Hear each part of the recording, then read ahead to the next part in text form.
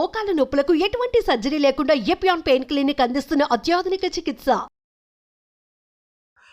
మనం లంగ్స్ పరిస్థితి చూస్తే కోవిడ్ తర్వాత ఊపిరితిత్తులకి గౌరవం చాలా పెరిగిపోయింది. ఎందుకంటే సడన్గా అందరూ ఊపిరితిత్తులకి చాలా పని ఉంది మన బాడీలో అని తెలుసుకున్నారు ప్రత్యక్షంగా. కానీ ఫ్రాంక్లీ స్పీకింగ్ రోజు మన దైనందిన జీవితంలో చేసే పొరపాట్లు, మన చుట్టూ ఉండే పరిసరాల వల్ల కొద్ది కొద్దిగా మనం లంగ్స్ని చంపేస్తున్నాం అనేది ఒక కఠోరమైన వాస్తవం. జస్ట్ ఒక ఎగ్జాంపుల్ చెప్పాలంటే భారతదేశంలో ఉండే అన్ని సిటీస్లో ప్రపంచవ్యాప్తంగా ఉండే మోస్ట్ పొల్యూటెడ్ 20 సిటీస్ జాబితాలో దాదాపు 13-14 మన దేశంలోనే ఉన్నాయట. అంత ఎయిర్ పొల్యూషన్ ఉంది. ఢిల్లీ సంగతి అయితే మాట్లాడాల్సిన అవసరం లేదు. ముంబై, ఢిల్లీ ఇంకా పెద్ద పెద్ద నగరాల్లో ఏం జరుగుతోంది, మనం మన లంగ్స్ని ఎలా కాపాడుకోవాలి. వీ హ్యావ్ విత్ అస్ ఒక రియలీ అమేజింగ్ ఎక్స్పర్ట్ ఈ విషయంలో. అంటే డాక్టర్ విజయ్ కుమార్ చెన్నంచెట్టి గురించి చెప్పాలంటే ఆయన కేవలం ఒక సీనియర్ పల్మనాలజిస్ట్గా మాత్రమే కాకుండా ఒక చాలా స్పిరిచువల్ హ్యూమన్ బీయింగ్గా అండ్ ఆల్సో ఊపిరితిత్తుల పాత్రని ఆయన క్షుణ్ణంగా చాలా ఒక డిఫరెంట్ లెవెల్లో స్టడీ చేసి మన పరిసరాల గురించి ఎప్పుడు కన్సర్న్ ఎక్స్ప్రెస్ చేస్తూ ఉంటారు. He is here with us today from Apollo hospitals. Sir, doctor Vijay గారు, థ్యాంక్ యూ సో మచ్. నమస్కారం. గుడ్ మార్నింగ్ అండి. Very good morning sir. I right in saying 13 cities మన భారతదేశంలో ఉన్నాయి, టాప్ 20 పొల్యూటెడ్ సిటీస్. మొన్న March 11th వచ్చిన డేటా ఇది. ఆ డేటా చాలా ఎగ్జైటింగ్ డేటా అండి. ఎందుకంటే మనం ఎంత దౌర్భాగ్యంలో ఉన్నామో తెలుసుకోవాలని అంటే సో ఆ డేటా ఖచ్చితంగా ప్రతి ఒక్క సిటిజన్కి తెలియాల్సిన అవసరం ఉంది. సో టాప్ 20 సిటీస్ చూసుకున్నట్లయితే ఒక లాహోరు, ఒక Dhaka from Pakistan and then Bangladesh తప్పితే మిగతా 18 సిటీస్ కూడా మన ఇండియాలో ఉండడం ఎలా చెప్పాలి నాకు అర్థం కావట్లేదు. 18 cities 18 in top 20 belongs to India. So అంతటి దౌర్భాగ్యంలో ఉన్నాం. ఉదాహరణకండి, ఇప్పుడు మనకు ఒక వాటర్ కంటామినేటెడ్ గా కనబడింది, ఏం చేస్తాం? ఓకే, పడేసి RO వాటర్ తీసుకుంటాం, అంతేనా? అవును. సో ఫుడ్ కంటామినేట్ అయినట్టు అనిపించింది, ఏం చేస్తాం? జస్ట్ డిస్కార్డ్ చేసి ఇంకొక ఫుడ్ ప్యాకెట్ తీసుకుంటాం. గాలిని ఏం చేయగలం? అది కంటామినేట్ అయినా కానీ మనం పీల్చాల్సిందే. మనం బతకాలంటే ఖచ్చితంగా పీల్చాల్సిందే. కాకపోతే ఆ బతకడానికి పీల్చుకున్న గాలి అదే ప్రాణాలు తీస్తున్నది, ఇంకేం చేస్తాం? రైట్. సో ఎక్కడికి పోవాలి మనం? ఎక్కడికి పోయే పరిస్థితి లేదు. ఇండియా వదిలి వెళ్ళిపోదామా? ఆ పని లేదు. మనం తప్పకుండా ప్రపంచంలో చాలా సిటీస్ అండి, ఒకప్పుడు ఒక 20 years బ్యాక్ సిటీస్ కొన్ని న్యూయార్క్ అవ్వచ్చు, శాన్ ఫ్రాన్సిస్కో అవ్వచ్చు, చైనాలో ఫేమస్ మోడల్ బీజింగ్ మోడల్, ఇవన్నీ కూడా ఒకప్పుడు టాప్ పొల్యూటెడ్ సిటీస్ గా ఉన్నాయి. వాటిని రీప్లేస్ చేస్తూ మన ఇండియా ముందుకు వచ్చింది. అది ఏదో మనం గిన్నెస్ రికార్డ్ వచ్చినట్టు కాదు కదా.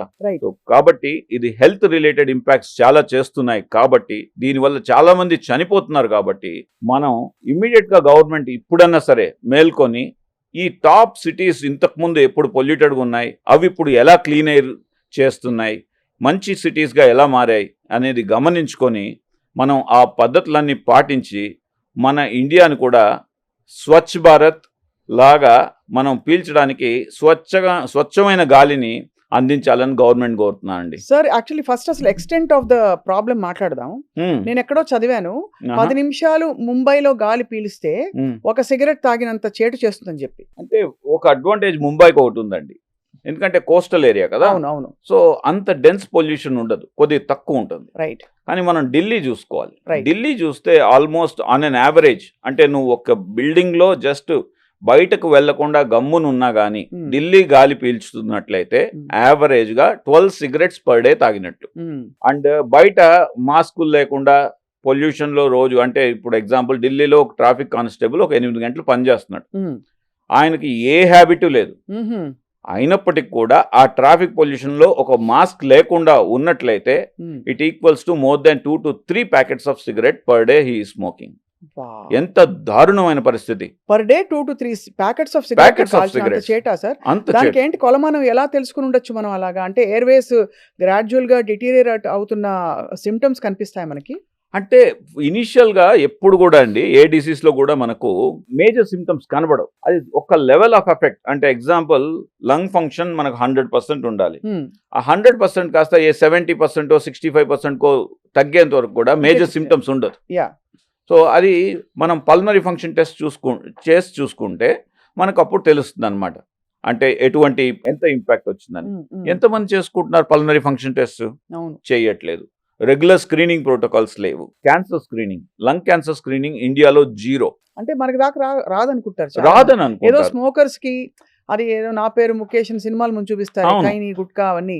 అవి చేయని వాళ్ళకి రాదనుకుంటారు సార్ చాలా మంది. అలా అనుకుంటారు కానీ బట్ ఫ్యాక్ట్ చెప్తానండి. కరెక్ట్గా ఈ నెల రోజుల్లో 2 కేసులు. ఒక అబ్బాయి ఏ హ్యాబిట్ లేని అబ్బాయి 22 years he presented to us with lung cancer. దగ్గినప్పుడు రక్తం వస్తున్నది.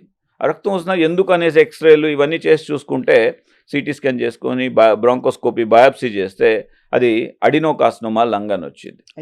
2 నిన్నటికి నిన్న ఈరోజు డిశ్చార్జ్ చేస్తున్నాను ఆ పేషెంట్ని. Around 35 years young fellow, married, చిన్న పిల్లలు ఉన్నారు 2. సో ఏ హ్యాబిట్ లేదు. అగైన్ లేని వాడికి కాఫ్ అనేసి వచ్చింది. ఆ కాఫ్లో ఎందుకు వచ్చిందనేసి ఎక్స్రే సిటీ స్కాన్ అవన్నీ జాగ్రత్తగా చేసి చూసుకుంటే it turn to be again adenocarcinoma lung. Adenocarcinoma lung ఇవన్నీ కూడా ఒకప్పుడు అంటే మేము చదువుకునే రోజుల్లో వే బ్యాక్ ఇన్ 1998. సో ఆ టైంలో ఏంటంటే ఎవరికి వస్తుంది అని మేము గమనించినట్లయితే ఏ గుట్కా వేసుకునే వాళ్ళు, ఈ tobacco consumption, cigarettes, beedi, khaini ఇటువంటి వాళ్ళకు వచ్చేది.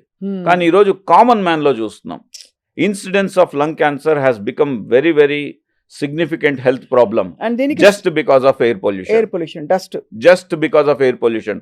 ఇంతెందుకండి స్వప్న గారు, ఒక్క మాట చెప్తాను నేను. ఒక 1000 మంది చనిపోతున్నారు అనుకోండి. దీనిలో ఎయిర్ పొల్యూషన్ వల్ల ఎంతమంది చనిపోతున్నారని అనుకోవచ్చు మీరు. ఉతారు ఎగ్జాంపుల్ అంటే మనకి తెలిసి ఒక 5-10 అనుకుంటాం కదా. సో ఇండియన్ స్టాటిస్టిక్స్ ప్రకారం, నేను వేరే ఎక్కడ తీసుకురాలా, ఇండియన్ డేటా ప్రకారం అప్రాక్సిమేట్గా 1000 మంది చనిపోతుంటే 250 మంది 250 members are dying because of air pollution, either direct or indirect effect of air pollution. 250 మంది 1000 మందిలో అంటే 1/4. అండ్ ఒక యాన్యువల్ డేటా చూసినట్లయితే అప్రాక్సిమేట్గా 1.5 million people are dying just because of air pollution.